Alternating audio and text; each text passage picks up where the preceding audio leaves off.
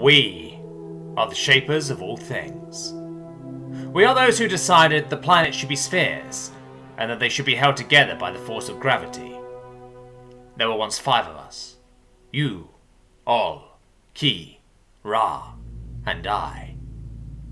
Each of us decided that we would make a single world of creatures, and see how they developed. I, the meticulous crafter that I am, went to work making my new world. There was a great many creatures I created, all ready to flourish when the universe was finally set in motion. Ra, however, was not meticulous in his designs. He would have trouble with shaping creatures well enough for them to thrive, and he must have held some amount of resentment toward me for it. I had stopped for a short time in order to fix an irregularity that had formed elsewhere in the universe. What I came back to was a disaster. All of my creatures have been plucked, stripped of their ability to glide on the astral winds. Each creature that is shaped by one of us is formed around a spirit which allows them to interact with a fraction of the power we had used to shape them. Once that spirit is removed, it cannot be replaced. It would be like attempting to fill a broken vessel with water. No matter how much you pour, it will only leak out again. Without their spirits, they were all doomed to die of anything and everything, even such mundane things as fire and emptiness. I looked tearfully on at my creatures.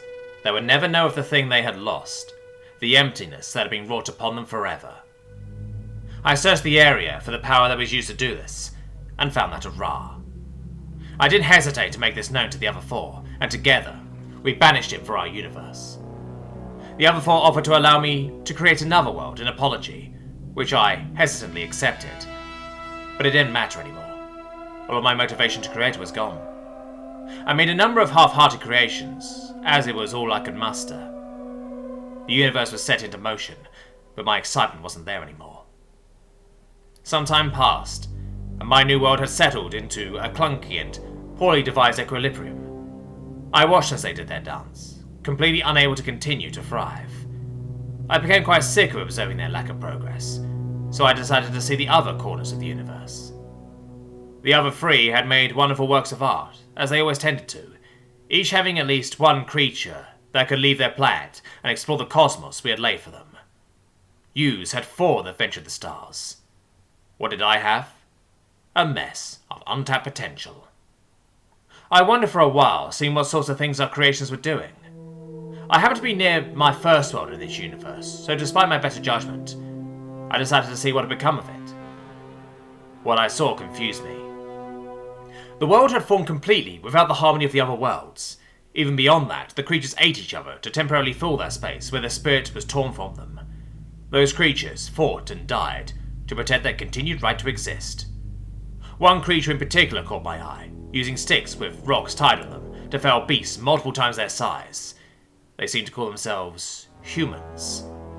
I left for a time, but I found myself wanting to know what had happened to the humans, so I returned. And I continued to return. Despite the fact that it could kill them, they harnessed fire, finding ways to keep it from harming them. They made clothes, protecting themselves from the environment which their bodies were no longer designed to resist. Slowly, even though it was the way of this world, the humans began fighting less and less, forming societies that grew larger and larger. The fact that they could not rise from the ground meant that they instead explored downward, allowing them to find better materials to make better tools, and from them even better tools and materials. I thought it was quaint how they lived, though. I thought it would never match up to their faraway cousins that already traveled the stars. One day, though, they accomplished something that changed that view of them forever. The humans created a strange device, and for 12 seconds, they rejected the restrictions placed upon them at birth and flew.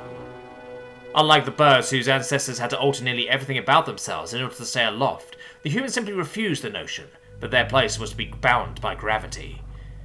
I was speechless. Even if it wasn't a lot right at that moment, they had accomplished something I never dared to believe was possible for them. I wondered how many more things they could do that I didn't believe was possible. Perhaps they would one day meet the creations of you, Ol, and Ki, these children without wings.